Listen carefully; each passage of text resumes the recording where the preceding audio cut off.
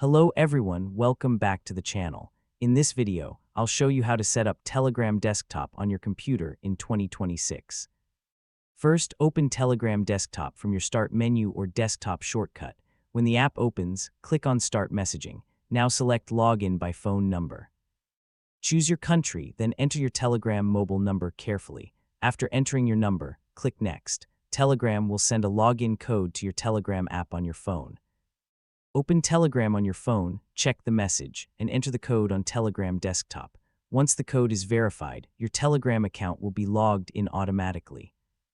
All of your chats, groups, channels, and contacts will sync instantly with the desktop app. Now let's do a few basic settings. Click the menu icon in the top left corner and open Settings.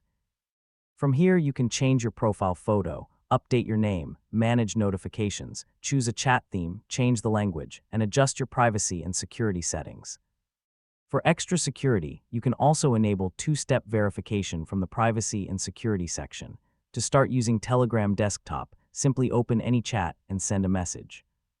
You can also send photos, videos, documents, and other files directly from your computer. That's it. Your Telegram Desktop is now fully set up and ready to use. Thanks for watching.